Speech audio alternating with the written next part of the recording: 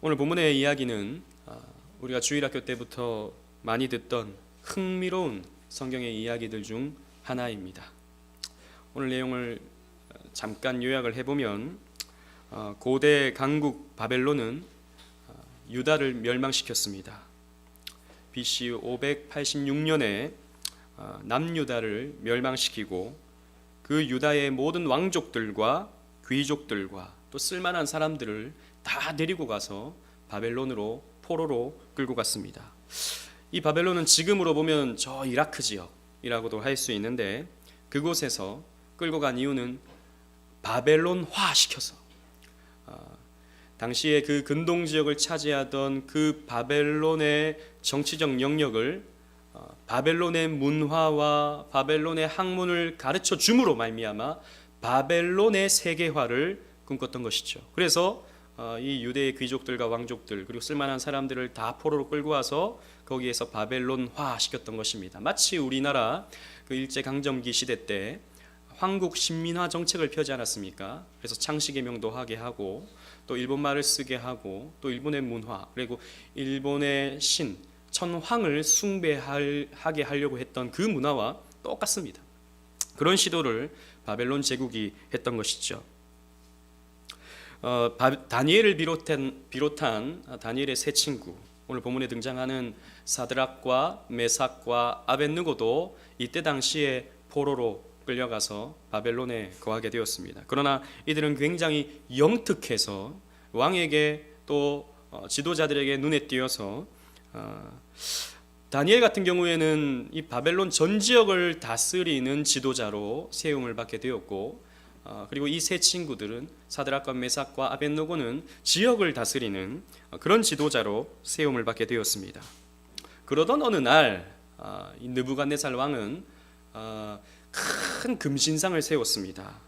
자신을 신격화하기 위해서든지 아니면 자기가 믿는 신을 신상을 통해서 세워서 자신에 대한 충성심을 일으키기 위해서 금신상을 세우고 그 앞에 절하게 했던 것이죠.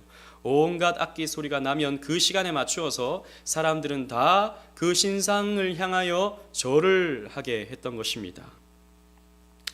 1절 말씀을 우리 다 같이 한번 읽어볼까요? 3장 1절 말씀 시작. 느부갓네살 왕이 금으로 신상을 만들었으니 높이는 60규빗이요 너비는 6규빗이라 그것을 바벨론 지방의 두라 평지에 세웠더라. 모든 사람이 볼 수 있도록 두라 평지 평평한 곳에 금신상을 세웠는데 60규빗 높이가 60규빗이라고 했는데 이것을 오늘날의 어떤 미터로 계산해 보면 한 27미터 굉장히 높은 신상이죠. 여러분 아파트가 웬만한 것도 한 27m가 되는데 웬만한 아파트 크기의 이런 신상을 세웠던 것이죠. 너비는 한 2.7m 그러니까 길쭉한 그런 신상을 평지에 세워서 많은 사람들이 볼 수 있도록 그리고 그 앞에서 절할 수 있도록 만들었던 것이죠.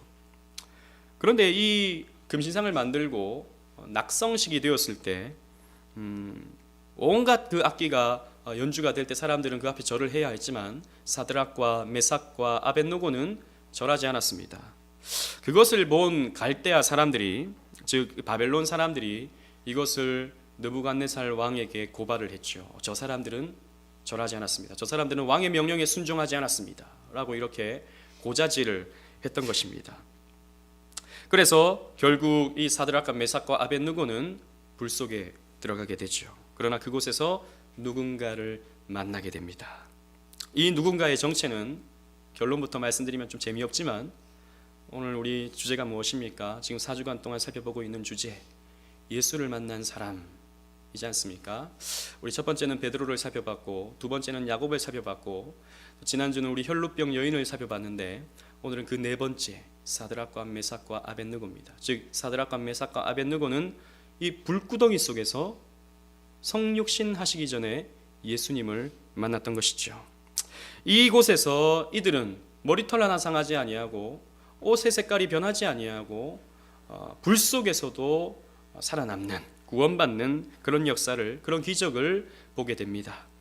오늘 이 예수 그리스도를 만나는 사드락과 메삭과 아벳느고의 이야기를 통해서 우리가 기억해야 할 몇 가지의 진리의 내용을 함께 나눠보고자 합니다. 첫 번째는 하나님을 신뢰하며 믿음을 지켰던 세 친구의 모습을 우리는 꼭 기억해야 됩니다. 우리 15절로 18절 말씀 좀 길지만요, 우리 또박또박 한번 읽어보도록 하겠습니다. 15절로 18절 말씀입니다.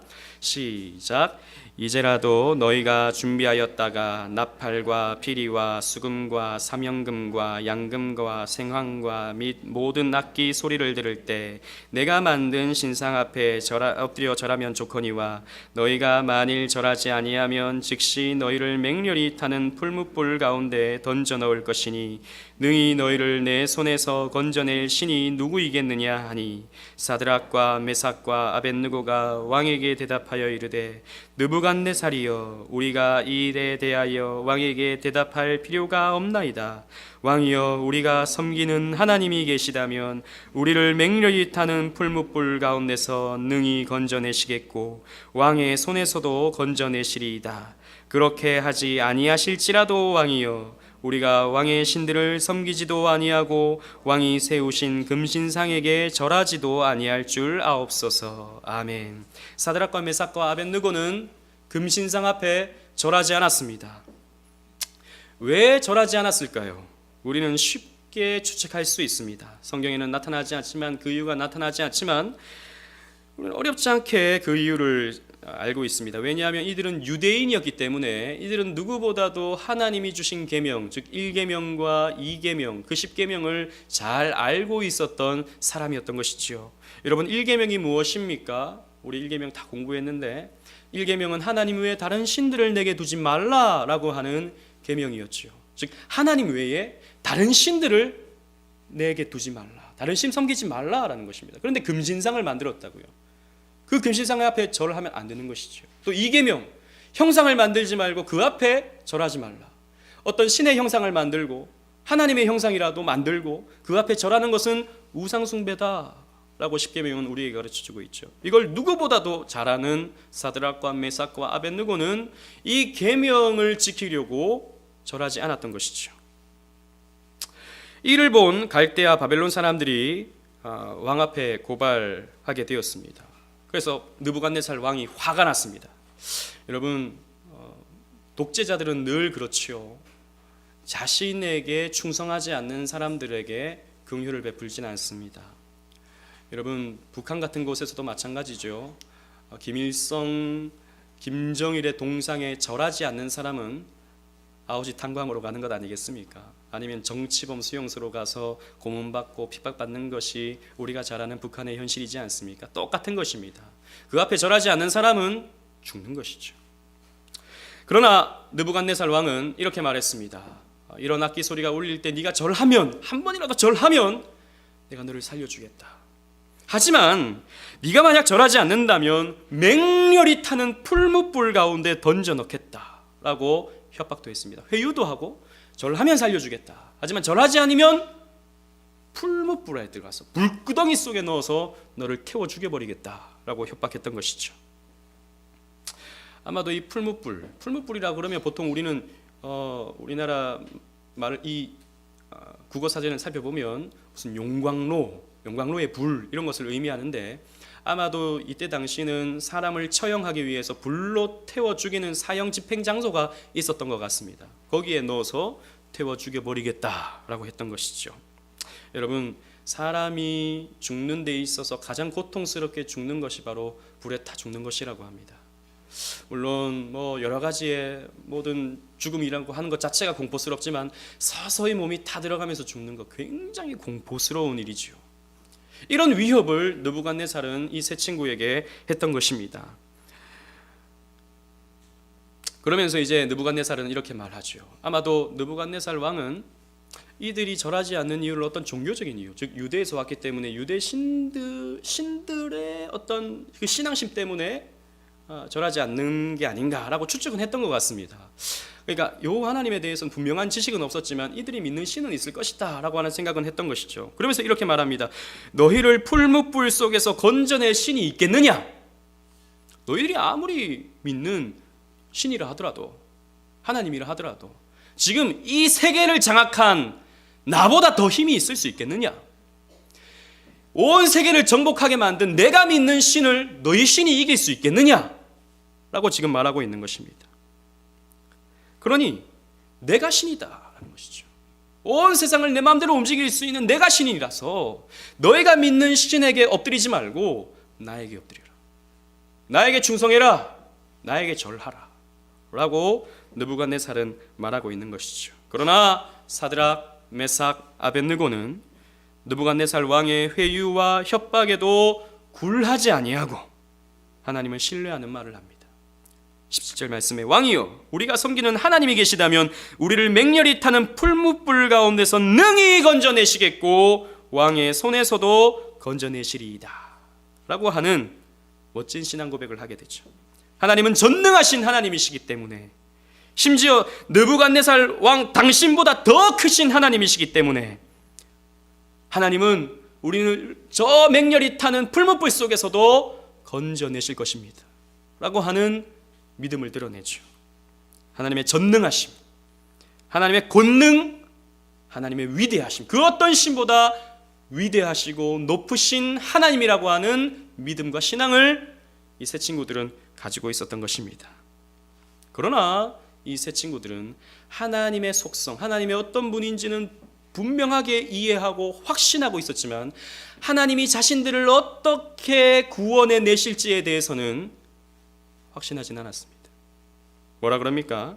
18절 말씀에 그렇게 하지 아니하실지라도, 즉 우리를 저 풀무불 속에서 구원해 내시지 않는다 하더라도 하나님은 우리를 살려내실 수도 있고 죽게 하실 수도 있는 하나님이다 라고 하는 믿음, 즉 하나님의 하시는 일에 대한 그 자유로운 하나님에 대한 믿음, 즉 모든 것이 선하게 이루어질 수 있도록 모든 일도 해내실 수 있는 하나님이라고 하는 믿음을 사드락과 메삭과 아벳느고는 가지고 있었던 것이죠. 즉 자신들을 어떻게 하실지에 대해서는 하나님께 맡기는 신앙을 이 친구들은 가지고 있었습니다. 여러분, 우리가 갖는 신앙 중에 가장 어떻게 보면 잘못된 신앙이요, 내가 원하는 대로, 내가 바라는 대로 하나님이 이루어주기를 원하는 그런 신앙입니다.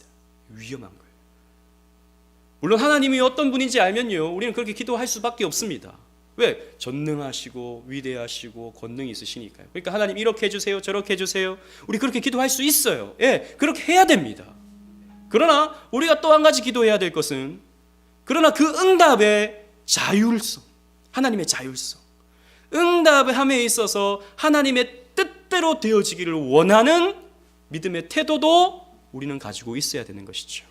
내가 원하는 대로, 내가 바라는 대로, 내가 뜻하는 대로 모든 일이 진행되면 여러분 잘 될 것 같지만 그렇지 않습니다.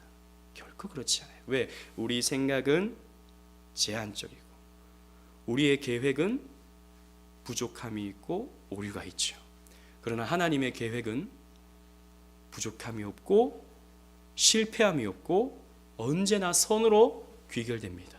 하나님의 생각은 우리 생각보다 훨씬 더 높고 넓고 깊죠. 그렇다면 우리가 질문해 봐야 됩니다. 내 뜻대로 되는 것이 좋은가? 하나님 뜻대로 되는 게 좋은가? 그래도 내 뜻대로 되고 싶은 게 우리 마음입니다. 그래도 하나님 이렇게 꼭 해주세요 라고 하고 싶은 게 저와 여러분들의 솔직한 심정입니다. 그러나 받아들일 수 있어야 됩니다. 하나님이 내 기도대로, 내 원함대로, 내 소원대로 다 들어주시지 않는다 하더라도 하나님이 내게 주신 결말이라면, 하나님이 내게 주신 상황이라면 하나님의 뜻이 있겠지 라고 생각하며 받아들일 수 있는, 하나님을 신뢰하며 받아들일 수 있는 믿음이 저와 여러분들에게 있어야 되는 것이죠. 사드락과 메삭과 아벳느고는 그러한 믿음이 있었다라는 것이죠. 참으로 멋지고 위대한 신앙이 아닐 수 없습니다. 여러분, 우리 삶 속에서도요, 이런 세상의 회유와 위협은 늘 찾아옵니다. 여러분들이 신앙생활을 조금 더 깊게 하면 할수록 세상과 부딪히죠.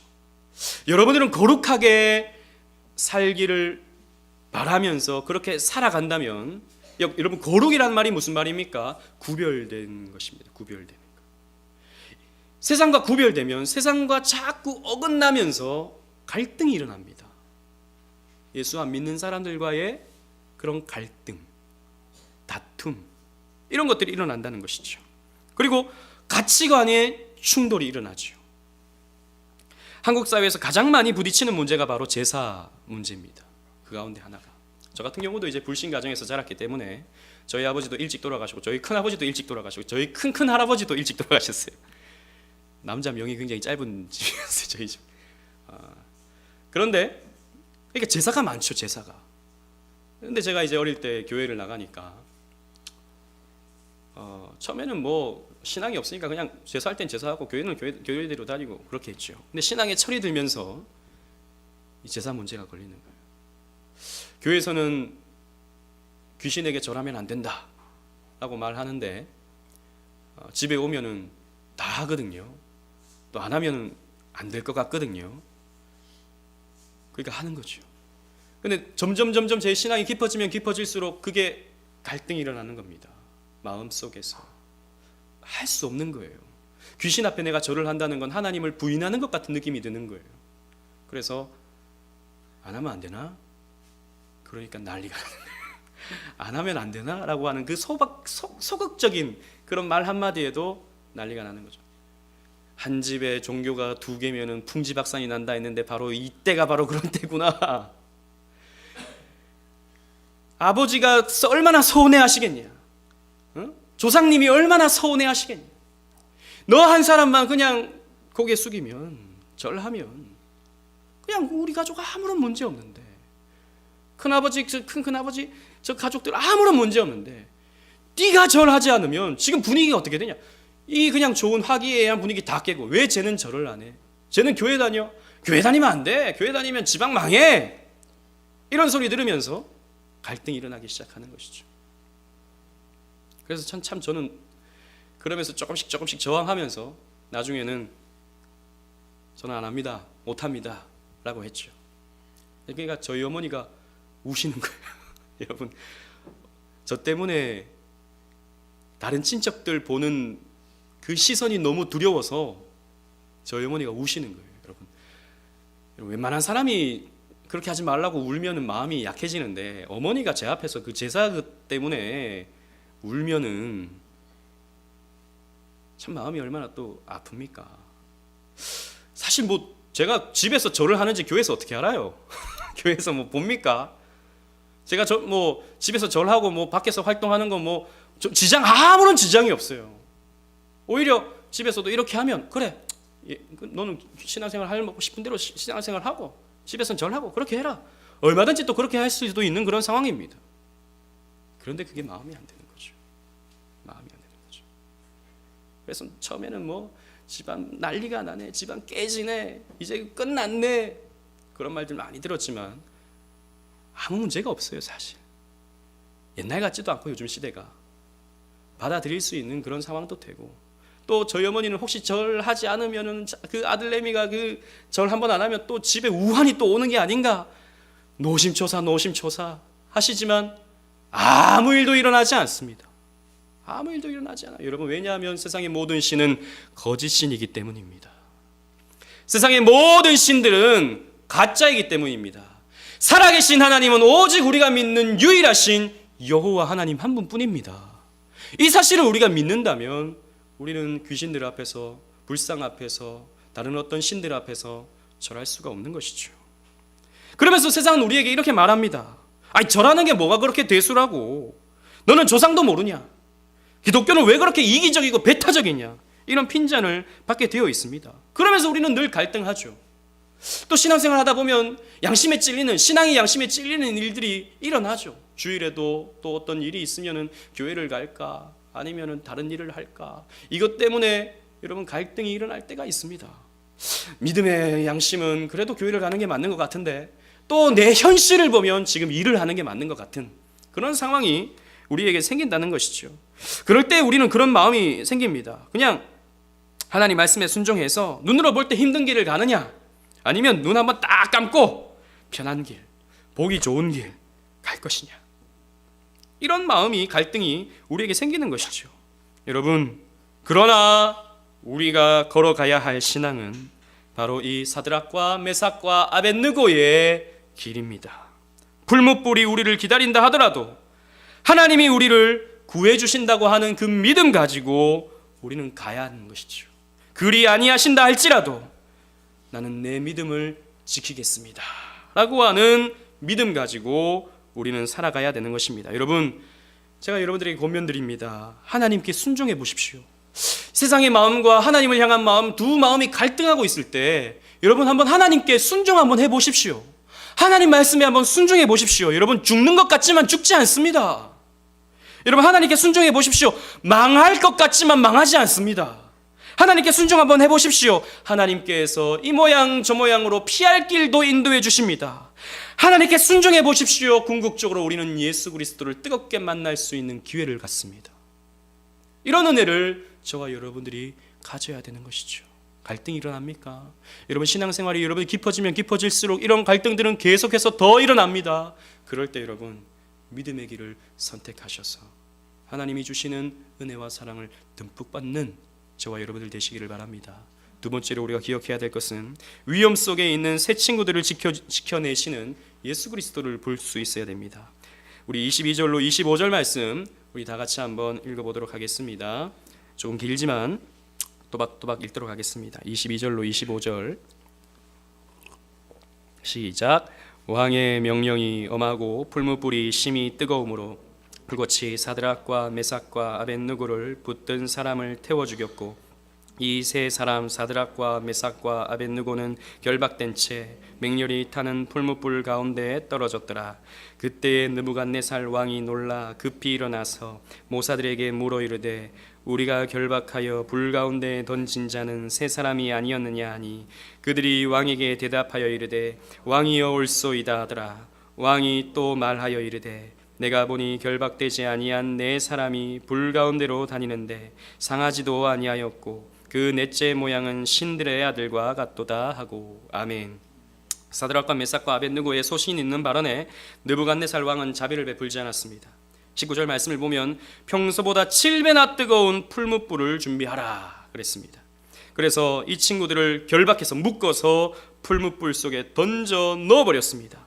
풀무불이 얼마나 뜨거웠던지 이 세 친구들을 붙들고 가던 신하들까지 그 불에 태워 죽는, 불타 죽는 일이 벌어졌습니다.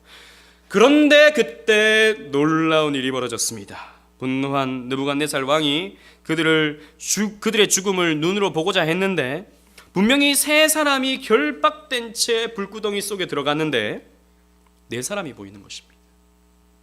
그리고 결박된 채로 들어갔는데 결박된 게 풀어진 채로 자유롭게 그 불 속을 다니는 것을 보았습니다. 여러분, 이 네 번째 사람의 정체가 누구인가? 앞에서도 살펴봤듯이 많은 신학자들이 이 네 번째 사람을 성육신 하시기 전에 예수님으로 이해합니다. 느부갓네살 왕은 이렇게 말하죠. 그 넷째 모양은, 네 번째 사람의 모습은 신들의 아들과 같도다. 신들의 아들과 같도다. 이 느부갓네살 왕은 당시 그 바벨론의 다신론적인 세계관을 가지고 있었기 때문에 어떤 신비스러운, 그리고 또 어떤 신성해 보이는 사람의 모습을 본 거죠. 그래서 신들의 아들과 같도다라고 묘사했지만 랄프 데이비스라고 하는 신학자는 이 다니엘서 강의에서 이렇게 표현했습니다. 여러분 잘 들어보십시오. 그리스도는 그들을 풀무불에서 꺼내 주시지 않고 그 안에서 그들을 찾으셨다. 그분은 우리를 모든 고통과 위험에서 항상 보호해 주시지는 않지만 넷째 사람은 고독과 배신과 상실의 순간에 다가오셔서 우리와 함께 걸어가신다. 그는 우리에게 물과 불과 강을 허락하실 뿐 아니라 그 가운데서도 끝까지 우리를 지켜내실 능력이 있으시다. 즉, 이 신학자는 그 넷째 사람을 예수 그리스도로 보았습니다.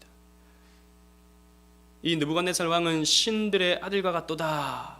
어떤 신성해 보이는 어떤 신비스러운 그런 모습을 통해서 묘사했지만 이 세 친구를 찾아오신 이 넷째 사람은 바로 하나님 자신이신, 그러나 성육신 하시기 전에 성자 예수 그리스도다라고 이렇게 우리는 이해할 수 있는 것이죠.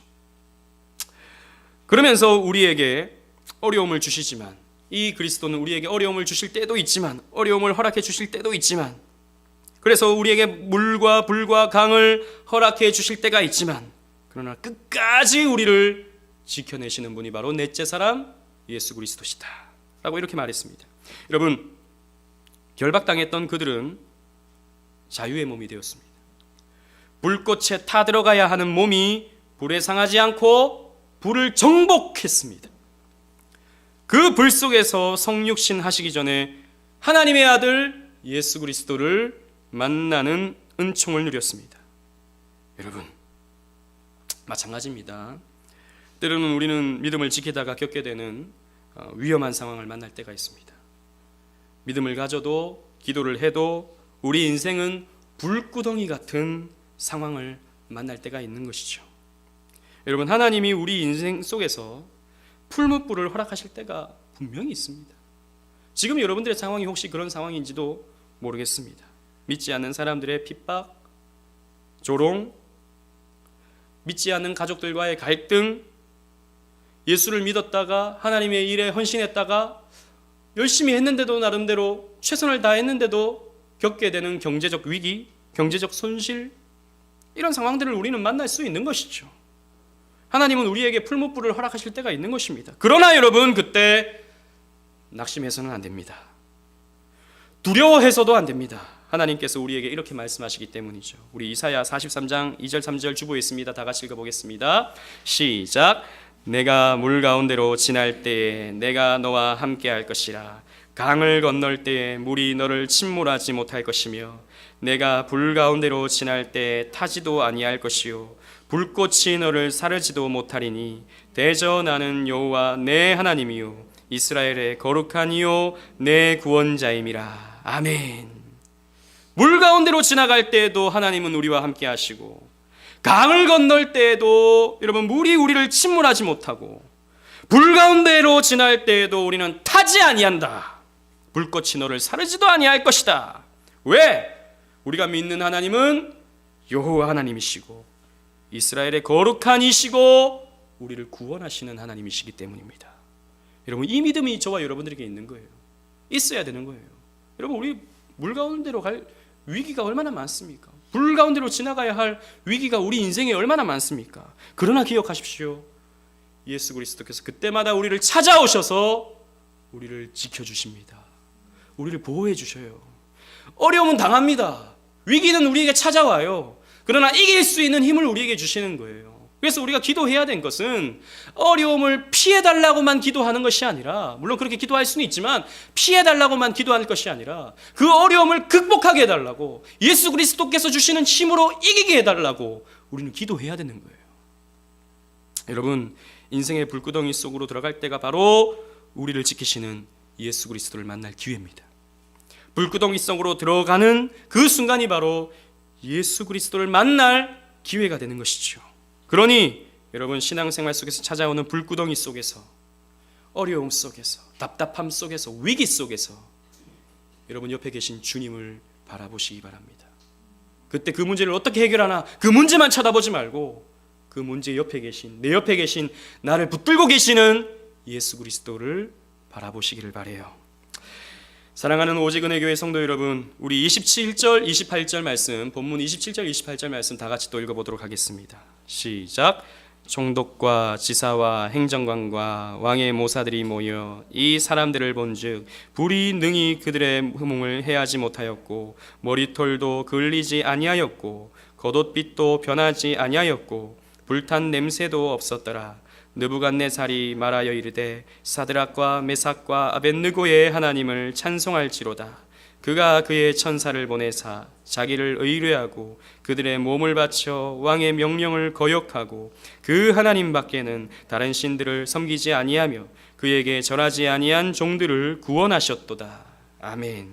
하나님을 신뢰하며 믿음을 지킨 사드락과 메삭과 아벳느고에게 예수님이 찾아오셨습니다.